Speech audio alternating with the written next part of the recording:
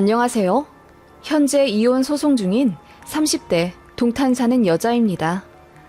어린아이 데리고 살아갈 앞날이 많이 걱정되긴 하는데 그래도 이혼하고 잘 살 수 있을 거라 응원받고 싶어 이렇게 글을 한번 써봅니다. 이혼하는 이유는 시댁 때문이기도 하지만 어떻게 보면 정 떨어지게 만든 남편 때문이기도 합니다. 저희는 결혼할 때 금전적으로 반반 부담하기로 약속했습니다. 남편이 먼저 요구했어요. 어차피 둘 다 맞벌이로 쭉 살 건데 돈도 반반하고 집안일도 반반, 육아도 반반 하면서 살자고 하더군요. 본인은 육아 집안일 모두 자신 있다고 하더라고요.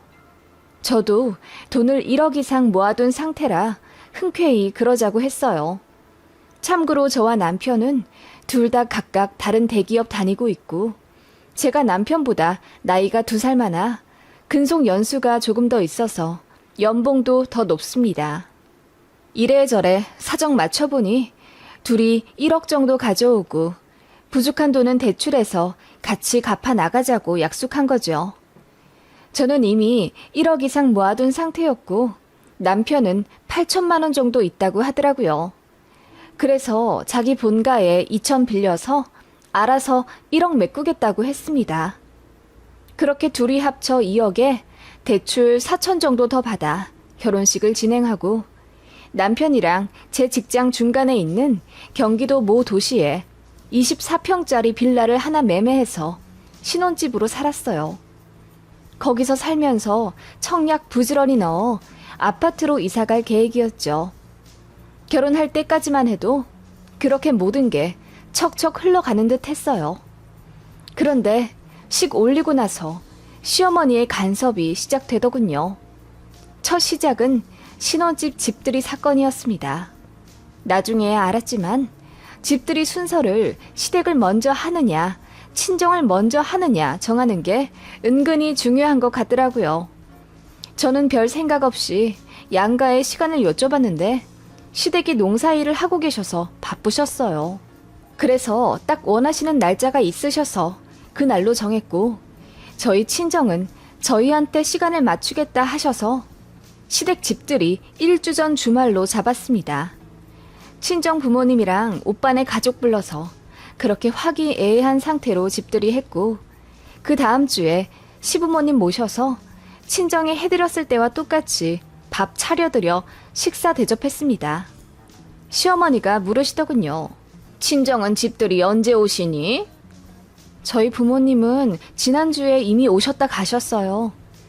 그 말에 시어머니 표정이 갑자기 어두워지더라고요. 그리고 화가 난 듯 얼굴이 불그락 푸르락 하시더니 저보고 뭘 모르면 본인한테 전화를 해서 물어보고 결정을 하라고 대뜸 언성을 높이시더라고요. 그래서 그게 무슨 말씀이냐고 했더니 아무리 그래도 내 아들네 집들인데 장인 장모가 우리보다 먼저 오는 게 맞는 일이냐? 내가 치사한 사람 될까봐 이 말은 안 하려고 했는데 니네 친정에서 돈 한 푼 안 대주지 않았니? 우리는 2천만 원이나 대줬고 이래나 저래나 우리를 먼저 불러야지. 그 다음 니네 부모님을 부르고 라고 하시더군요. 제가 너무 어이없어서 어머님 저희 1억씩 갖고 와서 결혼하기로 했는데 현석 씨가 8천만 원밖에 없다고 해서 본인이 본가에서 2천만 원 빌려갖고 온 거예요. 저희 부모님도 돈 해주고 싶다 하셨는데 제가 거절한 거고요. 라고 했더니 그래도 그게 아니라면서 자기네는 엄연히 아들한테 2천만 원 해준 거고 사돈은 돈 아무것도 안 해준 거라고 하시더군요. 시아버지도 옆에서 고개를 끄덕이며 동조를 하시더군요. 음식 픽업해 들어온 남편이 뒤늦게 상황을 파악하고는 본인 부모님한테 왜 그래? 엄마, 내가 엄마한테 빌린 거잖아. 내가 갚을게. 응? 갚을게. 이러며 달래고 있더라고요. 어머님은 손부채질로 얼굴을 식히고 계셨고요. 저는 너무 황당했어요. 제가 뭘 잘못한 건지 모르겠더라고요. 그런데 결혼한 지 이제 겨우 한 달도 안 된 시기였고 당황스러워서 어떻게 대처해야 할지 모르겠더라고요. 시부모님은 똥 씹은 얼굴로 별 말씀 않고 식사하다가 일찍 내려가셨고 그 이후에 남편한테 따졌죠. 갚긴 뭘 갚아? 그럴 거면 처음부터 8천만 원만 갖고 오든지. 그리고 어머님 너무하신 것 아니야? 2천만 원 해주신 건 감사한데 우리 반반 하기로 했으니까 할당량 메꿔주신 거 아니야? 우리 집은 2천만 원 없어서 안 해주셨어? 그건 여보 입장인 거고 우리 엄마 입장에선 나름 거금을 아들네 결혼할 때 주신 건데 며느리한테 고맙단 인사 한 번 못 받아서 억울하신 거야. 고맙단 인사는 네가 해야지. 다른 사람들한테는 반반 결혼했다고 이야기하고 다니면서. 이렇게 나오면 내 입장이 좀 달라지지. 그렇긴 한데 아무튼 엄마 아빠도 심란해 하셨어. 내가 대기업 들어가서 이제 살림 미천 좀 대주나 싶으셨는데 내가 생각보다 결혼을 빨리 했잖아. 여보가 나이 많아서. 남편이 갑자기 제 나이 얘기를 꺼내며 저 때문에 결혼을 서두른 거라고 갑자기 뚱딴지 같은 소리를 하더라고요. 그러면서 본인 부모님 이해 좀 해달래요. 그리고 좀만 져주면 안 되겠냐고 하더군요. 어린 아들 장가 보낸 본인 부모님 딱하지 않냐면서 눈 딱 감고 2천만 원 해준 거 고맙다고 지금이라도 인사를 드리래요. 사실 어머님이 내내 화가 나셨는데 티를 안 내신 거라네요. 아들한테 2천만 원을 해줬는데 며느리한테 감사 전화 한 통 못 받아서요. 이제와 태연이 딴소리하는 남편에게 저는 너무 화가 났습니다. 자기가 먼저 1억씩 반반 하자고 해놓고 모자라는 돈을 부모님한테 손 벌린 건 본인인데 감사하다는 인사는 제가 드려야 하는 건가요? 그럴 거면 아예 처음부터 8천만 원씩 하자고 하던가요. 그리고 아들 말만 믿고 저한테 그렇게 함부로 하신 게 저는 너무 화가 나더라고요. 게다가 저희 친정을 니네 친정, 니네 부모님이라고 표현하는 것도 너무 경우 없다고 느꼈고요. 그래서 그 문제로 신혼 초에 박터지게 싸웠습니다. 저는 남편에게 너무 실망해서 이혼하고 싶다고 했어요. 그리고 서류를 작성해 들이밀었죠. 그랬더니 남편이 그제야 사색이 되며 저에게 싹싹 빌더라고요. 그렇게 화해하긴 했지만 저는 시부모님께 실망을 많이 했어요. 친정 무시하는 언행, 저에게 갑질하는 태도, 그 모든 게 말이에요. 안부 전화 딱히 하고 싶지 않더라고요. 솔직히 남편도 제 친정에 거의 전화하지 않았고요. 그런데 어머님이 저더러 이러시더라고요. 요즘 며느리들 시댁에 안부 전화 안 한다던데 그 말이 정말이네? 그래도 넌 좀 다를 줄 알았다.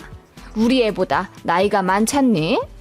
어린 남편 데리고 살면 속이 좀 더 깊어야지. 그 말에 저는 어머님 맞아요. 요즘은 며느리들이 시댁에 안부 전화 잘 안 하고요. 대신 사위들이 처댁에 전화를 자주 한다네요. 현석 씨는 어떻게 하는지 한번 체크해 보셨어요? 저보다 나이도 어린데 말이라도 잘 들으면 좋겠네요. 라고 받아쳐 버렸습니다. 그랬더니 기분 나쁘시다는 듯이 말이 되는 소리를 하냐며 핀잔하는 듯 말을 얼마무리시다가 전화를 끊으시더군요. 네, 저도 딱히 참고 살고 싶지가 않았습니다. 아버님 어머님도 그러시겠지만 저 역시 시부모님에 대한 환상이 있었어요. 자상하진 않더라도 그래도 저를 자식의 배우자로 동등하게 표현해 주시면 저 역시 제 부모님 못지않게 시부모님 잘 챙겨드릴 자신이 있는 상태로 결혼했습니다. 그런데 제 친정과 저를 무시하는 시부모님한테 뭐하러 잘하나요? 그래서 그냥 할 말 다 하기로 마음 먹었습니다. 한동안 저도 스트레스 받아서 시댁이랑 연락을 거의 안 했던 것 같아요. 그렇게 되니 나름 결혼 생활에 안정이 느껴지더군요. 그렇게 신혼생활 1년 반 정도 보내다 보니 자연스레 아이가 생겼습니다. 예쁜 딸 낳고 저는 육아휴직 내어 열심히 아이 키웠습니다. 그리고 운 좋게 청약도 당첨되었어요. 그게 바로 이곳 동탄입니다. 저희가 매매한 빌라 가격이 시세가 좀 올라서 더 대출은 안 받고도 분양이 가능했습니다. 너무 좋더라고요. 2년만 더 있으면 신도시 아파트에서 살 수 있겠다. 그리고 살던 빌라가 20평대였는데 34평 널찍한 공간에서 아이 키우며 쾌적한 삶을 누릴 생각에 정말 행복했죠. 저희 청약 되었다고 양가에 말씀드렸을 때 저희 친정에서는 너무 좋아하시며 가전 바꿀 것 있으면 말하라고 하시며 저 결혼할 때 돈 한 푼 못 해준 게 마음에 걸리니 잘 살라고 3천만 원 해주시겠다 하더라고요. 그런데 시댁에서는 2천만 원 내놓으라 하셨어요. 내가 니들 결혼할 때 2천만 원 해줬지 않니? 니들 그 돈으로 집 사서 그 집 가격 올라서 새 아파트 이사 가는 거잖아. 어느 정도 덕 봤으니 그 돈 다시 줘야지. 어머님이 그리 말씀하시더군요. 저희 부모님은 잘 살라고 돈을 더 주지 못해 안달이신데 시댁에서는 여자 쪽이 돈 더 갖고 온 거 다 아시면서 2천만 원 준 걸로 생색내고 또 이사 간다니 도로 돈 내놓으라 하시는 게 어른이지만 참 속 좁다 느껴지더군요. 그래서 제가 듣다 못해 2천만 원 드린다고 했어요. 그랬더니 시어머니가 화를 내면서 그냥 감사하게 생각하라는 거지 진짜 돌려받으려고 한 건 아니라 하시더군요. 저는 싫다고 했어요. 신혼 때도 2천만 원 때문에 싸우지 않았냐. 이사 가서도 그 돈 얘기 나오면 나는 속병 나서 못 견딜 거라고. 그냥 말 한 번 더 나온 김에 2천만 원 갖고 가시라 하며 제가 바로 이체해드리려고 핸드폰을 드니 어머님이 됐다고 하시면서 가시더라고요. 어이가 없었습니다. 그것 때문도 그렇지만 남편과도 사이가 나빠지기 시작했어요. 일전에 남편이 먼저 반반 결혼하자고 요구한 이유가 앞으로 우리는 쭉 맞벌이니 가사 육아 모두 반반할 거니 돈도 반반하자고 한 거였잖아요. 그걸 신혼 때는 좀 지키더니 아이 낳고 제가 육아휴직 내니까 집안일을 슬슬 안 하기 시작하더라고요. 아니 남편이 전적으로 다 하길 바란 게 아니었어요. 제가 아이 모유 수유를 하니 남편이 아이 잠을 재워주는 담당을 했고 집안 정리와 설거지 그리고 빨래는 제목, 남편이 청소하고 분리수거 해주기로 했어요. 크게 나누자면 이 정도지만 솔직히 집안일이 얼마나 세세하게 손이 가겠어요. 생필품 채우는 것도 저고 아이 병원 데려가며 케어하는 것도 전부 저이니 반반 하자고 한 게 의미가 없을 정도였어요. 그리고 남편은 어쨌든 회사에 출퇴근해야 하니 그런 점도 이해해서 제가 밤에는 남편이 푹 자게 해줬습니다. 그래서 재우는 것도 나중엔 그냥 제가 하게 됐고 남편은 그 시간에 핸드폰보다 자더군요. 그래서 적어도 본인이 맡기로 한 청소와 분리수거는 잘 해주길 바랬어요. 그런데 분리수거도 일주일이나 안 해서 날파리들이 꼬이는데도 눈 하나 꿈쩍 안 하기 시작하더라고요. 그래서 좀 해달라고 부탁해야 마지못해 하고 청소기도 안 돌리길래 그냥 제가 하게 되었습니다. 그러다 보니 자연스레 다툼이 생겼죠. 어린 아이 키우며 밤낮 없이 사는데 어떻게 전보다 더 집안일을 안 할 수가 있냐고 제가 따졌더니 남편이 그러더군요. 너 일 안 하잖아. 지금 돈 못 벌잖아. 제가 육아휴직 낸 게 남편은 억울했었나 보더라고요. 그래서 황당해서 애 낳고 키우려면 당연히 육아휴직 내는 거지. 그게 아쉬우면 네가 휴직 내고 쉬지 그러냐 따지니까 남자가 어떻게 그렇게 하니에요. 남편은 제가 돈을 못 버는 상황이니까 집안일을 다 해야 하는 거라고 하더군요. 정말 어이가 없었습니다. 이러려고 반반 결혼한 거냐고 하니 자기는 손해보면서 살고 싶지가 않다더군요. 너무 실망스러웠고 이 간장 종지만한 쪼잔한 마인드를 알고 나니 겁부터 나더라고요. 이런 인간을 어찌 믿고 노후를 함께하나 싶어서요. 제가 집에서 노는 것도 아니고 밤낮으로 어린애 케어해가며 키우는 건데 청소기 한 번 돌리고 분리수거 2, 3일에 한 번 나가 해주는 게 그렇게 억울했던 걸까요? 제가 음식도 다 만들어서 저녁에 해주는데요. 진짜 열받더라고요. 잘 생각해보면 자기 말이 맞을 거라면서 억울하면 어서 육아휴직 끝내고 다시 출근하래요. 그래서 그때는 그럼 아이 어린이집 보낼 건데 등하원 같이 시키자고 하니까 남편이 뭐라는 줄 아세요? 그걸 왜 내가 해? 너나 장모님이 하셔야지. 주변 보니까 장모님이 다 손녀 봐주시던데? 장모님 운전 잘하시잖아. 거기 이사 가면 우리 집이랑 처가댁이랑 30분밖에 안 걸리는데 평일에 애기 등하원 좀 부탁드려 자기가. 이러더라고요. 그래서 그게 말이 되냐고. 우리 엄마가 뭐하러 그 개고생을 해야 하냐고 하니 원래 그런 거라네요. 원래. 그래서 남편이랑 또 엄청 싸웠네요. 아득바득 본인은 편하게 살면서 누릴 거 다 누리고 본인이 피곤해지는 일엔 말 같지도 않은 논리 내세우면서 저는 여자니까 며느리니까 딸이니까 하면서 부당한 요구를 뻔뻔하게 하는 게 너무 어이없었어요. 남편이랑은 대화가 정말 안 되더라고요. 그리고 더 복장 터지는 건 제 남편이 웃는 상이에요. 생글생글 웃으면서 화 한 번 안 내고 그렇게 자기 논리 펼치니까 저만 화가 나 이성 잃은 사람이 되는 겁니다. 저는 그러면서 남편에게 정이 확 떨어졌고 속으로 이혼 생각 안 했다면 거짓말입니다. 진지하게 헤어지고 싶다는 생각을 하면서도 아이가 어려서 마음이 복잡했네요. 그렇게 시간은 갔고 아파트 잔금 치르고 드디어 입주하는 날이 다가오기 시작했어요. 아파트 하자 점검 하러 가는데 그날 어머님이 따라오시겠다 하더군요. 그렇게 오셔서 저희 집 이곳저곳을 살피시더니 집 정말 넓게 잘 빠졌네. 시설도 좋고 깔끔하고 방도 크구나 하시며 감탄하시더라고요. 그러더니 부엌을 한참 살펴보시는 거예요. 냉장고를 어떻게 해올 거냐 물으시길래 하나는 있던 거 그대로 갖고 오고 그 옆에 김치 냉장고 하나 더 사서 넣으려고 한다니까 어머님께서 그럼 우리 집에 있는 거 넣으면 되겠네.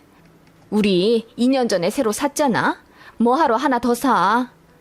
라고 하시길래 제가 친정 어머니가 가전 몇 개 사주신다고 했어요.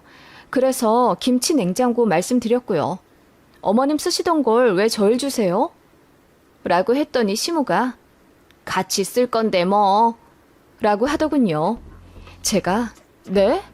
라고 반문했지만 어머님은 대답을 않고 그냥 자리를 피하시더군요. 남편이랑 냉전이지만 아무튼 이사는 가야 했고 가서 새 집에서 부부 상담을 하든지 해서 남편 생각도 좀 뜯어 고쳐보고 그래도 안 되면 이혼해야지 하는 생각으로 이사를 진행했던 것 같네요. 그런데 이삿날 며칠 전 어머님이 저희더러 시댁에 잠깐 오라고 하시더군요. 그래서 애 데리고 갔더니 어머님이 너도 곧 출근해야 될 텐데 애 봐줄 사람 없지 않니? 라고 물으시더군요. 그래서 육아휴직 최대 3년이라 아직 여유가 있고 저는 개인적으로 아이가 말트이고 기저귀가 떼면 보내고 싶다고 했더니 어머님이 그럴 필요 있냐 하시더군요.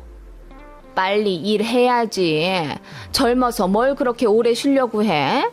우리 아들 혼자 돈 다 벌어서 어떻게 우리까지 다 먹여 살리니?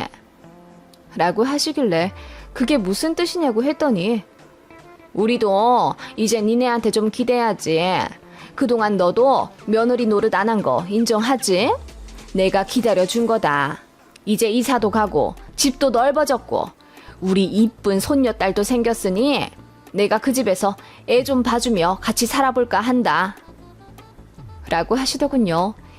그래서 제가 너무 황당해서 그러실 필요 없다고 손을 내저었습니다. 그랬더니 남편이 여보가 그랬잖아.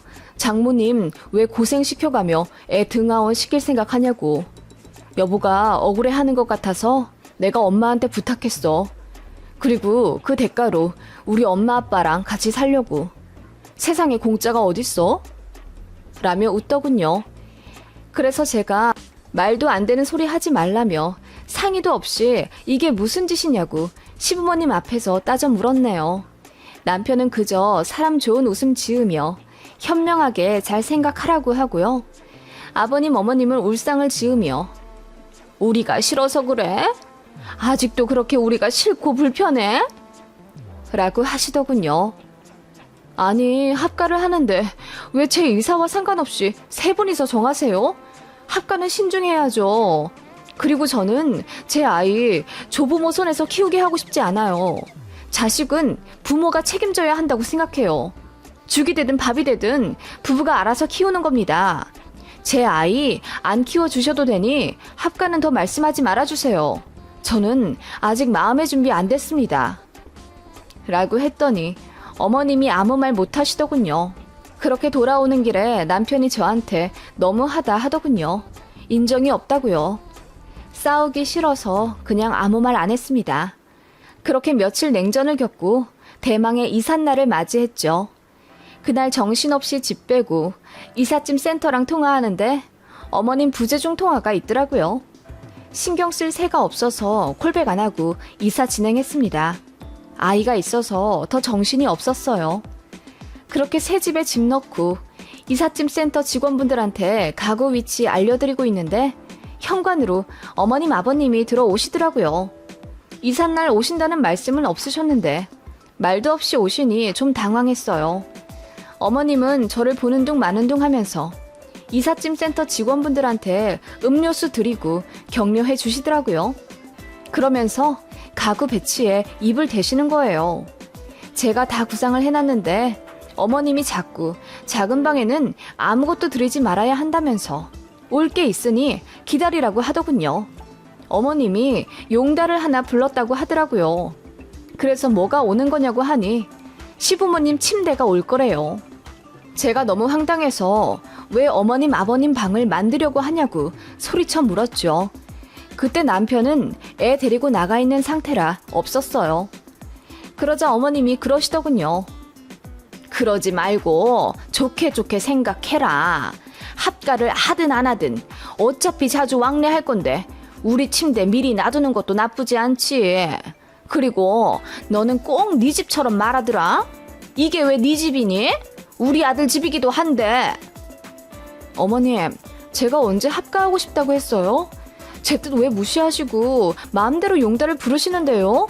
저는 싫어요. 어머님도 그냥 나가세요. 이러려고 오셨어요?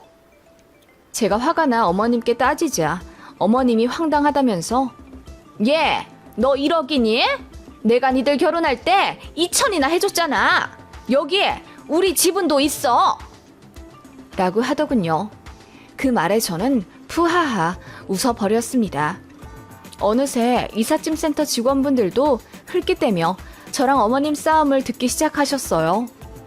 어머님, 제가 해달라고 한 돈 아니고 현석 씨가 먼저 1억씩 공평하게 갖고 오자고 했는데 돈이 모자라 어머님이 주신 거잖아요.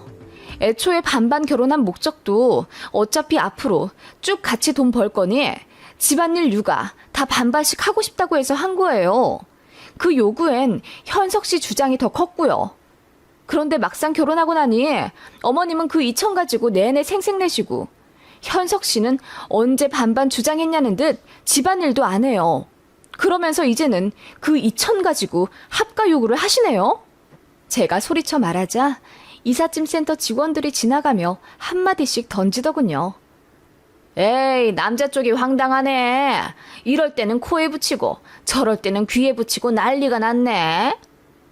라고 하며 제 편을 들어주시는 거예요.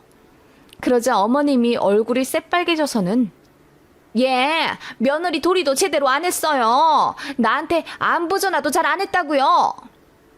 라고 하자 거기 계시던 어떤 분이 어머님 아드님은 처가에 전화를 하든가요?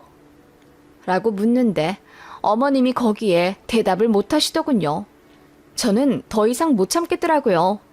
그래서 그 자리에서 핸드폰을 들어 어머님 계좌로 2천만 원 쌌습니다. 어머님, 계좌 확인해보세요. 2천만 원 들어왔죠? 그러자 어머님이 은행 어플에 들어가 확인해보고는 갑자기 화를 내며 저더러 예의가 없다고 하더군요. 누가 더 예의 없는지는 법원에서 알려주겠네요. 그 돈은 저희 재산 분할하면서 제가 애기 아빠한테 다시 잘 받을 테니 걱정 마시고요. 이제 억울해 마시고 현석 씨 다시 데려가세요.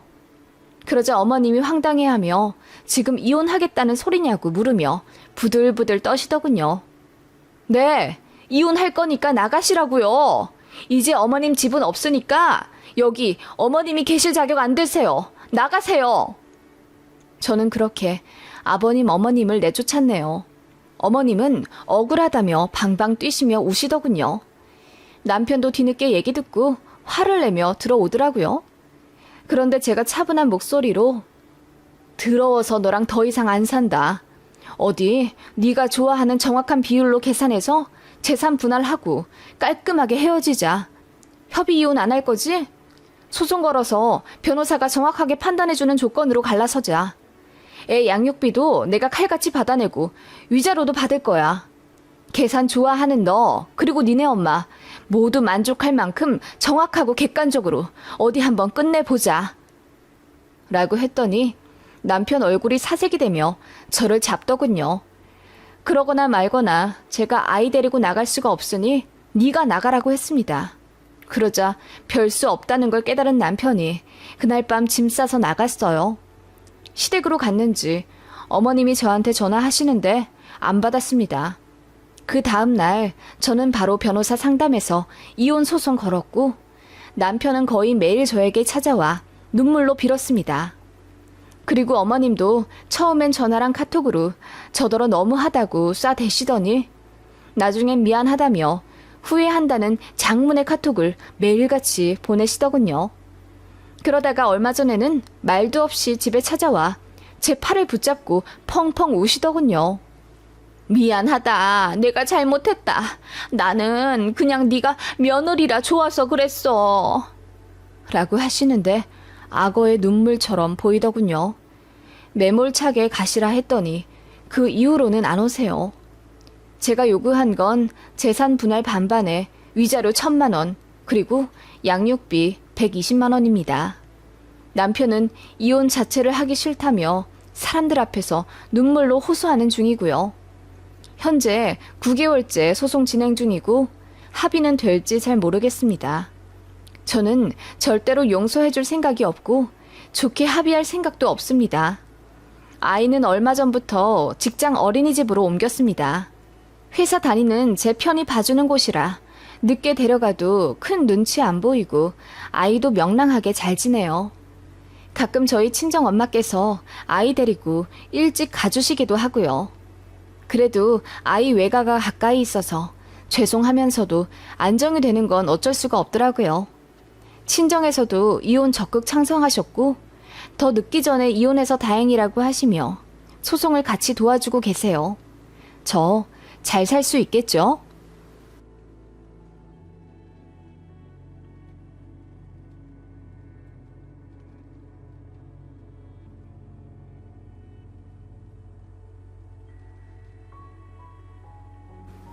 안녕하세요. 제 이야기가 네이트판에 글로 올라왔다고 들어서 이렇게 찾아와 봤습니다. 맞습니다. 결혼식장에서 신랑 싸대기 때리고 마이크 잡아 고래고래 소리 지른 그 신부가 저예요. 무슨 사연이 있었는지 제가 다시 한번 정리해 글로 써보겠습니다. 1년 반 정도 사귀던 남자와 결혼을 결심했어요. 너무 착하고 성실한 사람이었고 그 흔한 술, 담배도 안 하는 젠틀한 남자였습니다. 은행원이었고 집도 잘 산다고 했어요. 그래서 그런지 외제차도 끌고 다니더라고요. 그렇기 때문에 만난 건 아니었어요. 왜냐하면 저도 연구직 사무원인데다 국제기업 소속이라서 연봉으로만 따지면 제가 훨씬 많이 벌어요. 집은 그냥 평범한 편이고요. 사람한테 뒤통수 맞은 적이 단 한 번도 없었기 때문에 별로 의심하는 스타일도 아니고 또 무덤덤해요. 연애하면서도 운 좋게 착한 남자들만 만나 어쩔 수 없는 사정으로 헤어졌지 상대가 바람이 났거나 아님 거짓말을 해서 헤어졌다거나 하는 일은 없었습니다. 그게 아마도 독이 되었을지도 모른다는 생각이 드네요. 많이 의심하고 많이 알아보고 결혼할 것을 하는 후회도 들지만 그렇게 악의적으로 작정하고 사람을 속이려 드는 사기꾼에게 당하지 않을 사람 얼마나 있나 싶기도 해요. 제가 결혼식까지 올린 그 남자와 연애를 하면서 단 한 번도 제 신뢰를 무너뜨린 적이 없습니다. 여자 문제로 속 썩인 적도 없었고 늘 회사 아니면 집만 다니던 남자였어요. 집에서 요리하고 청소하는 게 취미 생활이라며 웃는 그 남자의 가정적인 면에 결혼을 결심했는지도 모릅니다. 그러면서 저한테 선물 공세도 참 많이 했네요. 명품도 많이 주길래 나중엔 부담스러워서 그냥 환불하자고까지 했는데 그 사람이 저더러 내 여자니까 아끼지 않는 거야. 너한테는 내 모든 걸 내어줄 수 있어. 널 위해서라면 나는 뭐든지 다 해줄 수 있거든. 너도 그렇지? 라고 하더군요. 그렇게 저를 맹목적으로 사랑해주는 남자에게 저도 홀딱 빠지지 않을 리 없었죠. 저도 받기만 하는 스타일은 아니라 받은 만큼 주고 싶었습니다. 그런데 그 남자는 제가 주는 선물을 다 거절하더라고요. 이런 돈 들어가는 거 말고 너의 진짜 마음을 원해. 날 위해서 목도리 하나 떠줄 수 있어?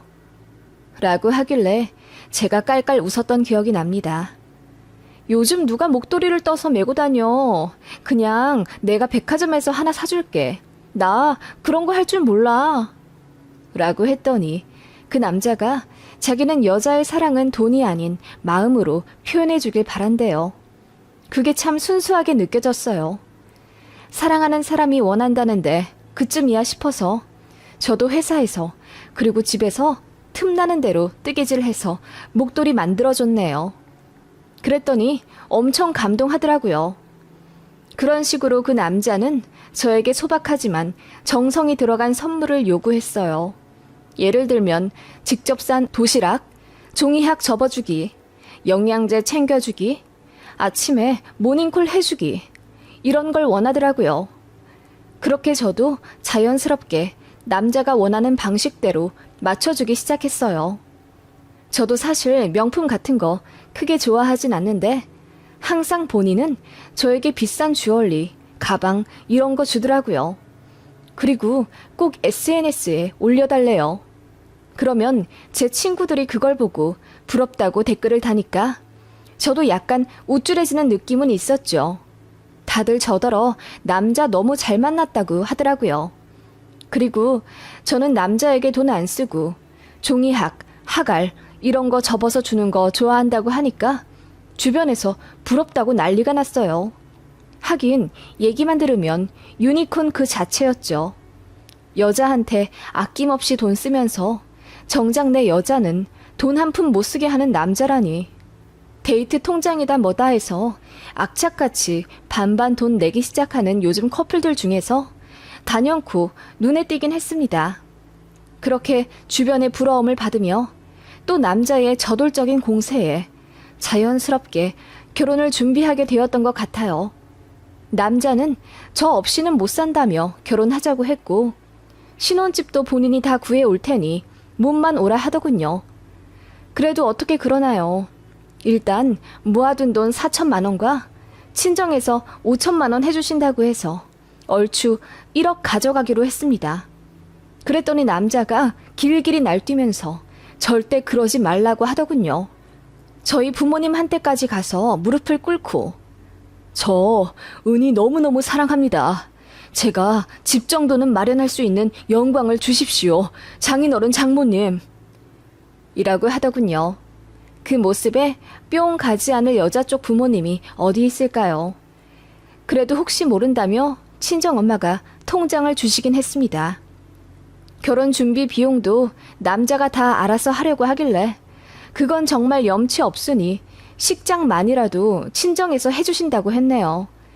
그래서 예식장, 스드메까지는 저희가 부담했고 남자가 신혼집이랑 가전 가구 다 해오기로 했습니다.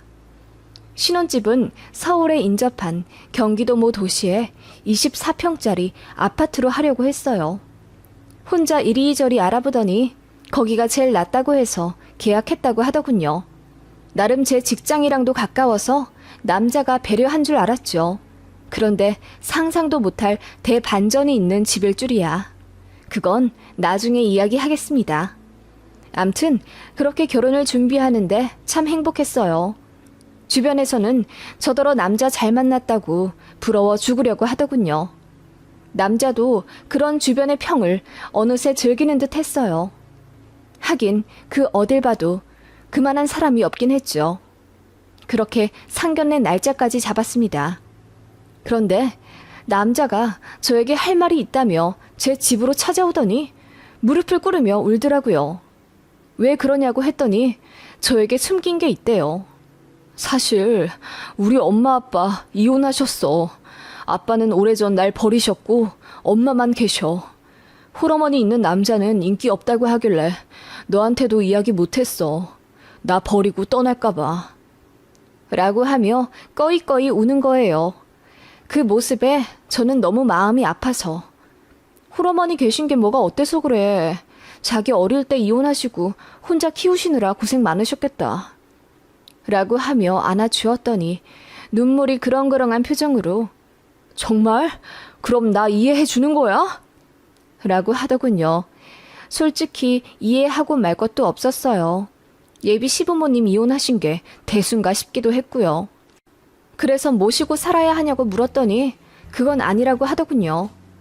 그런데 언젠가는 모실 수도 있다고 하길래 흔쾌히 알겠다고 했습니다.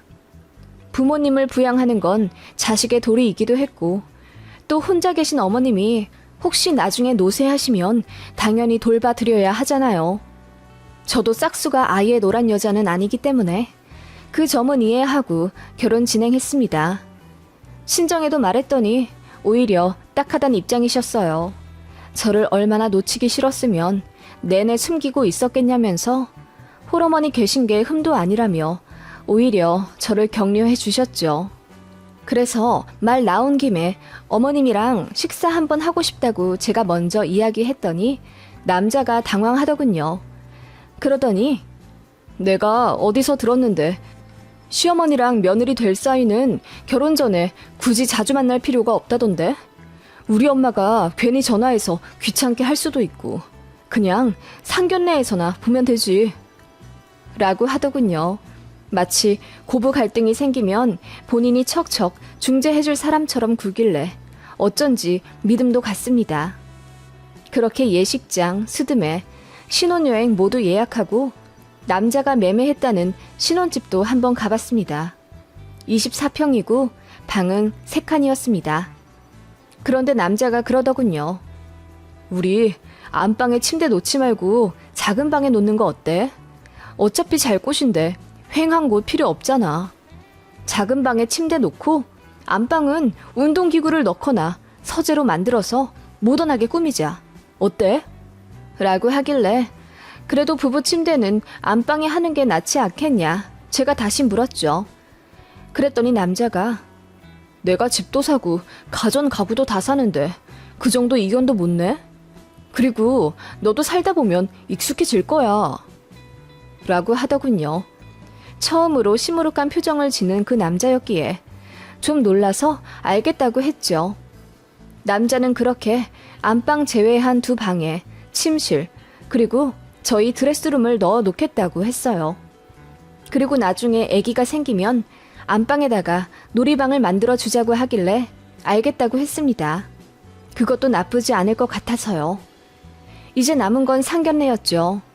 남자는 아래로 남동생이 있다고 들었는데 외국에 가서 사느라 못 온다고 하더라고요. 그래서 홀어머니만 참석하신다고 하더라고요. 정갈한 한정식 집에서 그렇게 남자의 어머니를 만났습니다. 너무나 인자하시면서도 어쩐지 유쾌한 부분이 있으셨어요. 잔뜩 긴장한 저희 부모님과는 다르게 여유가 있으신 분이었어요. 마치 상견례를 몇 번 해본 분처럼 진행까지 하시더라고요. 그런 모습이 당당하면서도 배려심 있게 느껴졌네요. 그렇게 마지막까지 저희 부모님 손을 잡으며 귀한 따님 내주셔서 감사합니다. 행복하게 살도록 우리 아들 많이 가르치겠습니다. 라며 겸손한 모습을 보이셔서 저희 부모님 역시 아주 행복한 마무리를 지으신 상견례였답니다. 식은 상견례로부터 3달 뒤였고 그동안 남자와 이루 말할 수 없이 행복하고 설레는 시간을 보냈네요. 그런데 좀 이상한 일이 하나 있긴 했어요. 제가 갖고 갈 짐이랑 가구 때문에 신혼집에 먼저 좀 가보겠다고 했더니 소스라치게 놀라며 안 된다고 하더라고요. 그래서 왜 그러냐 하니 우리 신혼집인데 결혼하고 신혼여행 다녀와서 짠하고 같이 손잡고 들어가야 느낌이 나지. 내가 잘 꾸며 놓을 테니 걱정 말고 나한테 필요한 거 다 얘기해. 내가 손 써놓을게. 그러더군요. 이래저래 제 생각 많이 하는 사람이구나 싶더군요. 그렇게 결혼 앞두고 청첩장을 돌리게 되었습니다. 남자 쪽 지인, 제 쪽 지인들 100명 정도는 넘게 만났네요. 그런데 여기서부터 깨름직한 일이 생겼죠. 만나는 사람마다 붙잡고 본인이 저한테 잘해준 것들, 선물해준 것들을 줄줄 읊어대기 시작하는 거예요.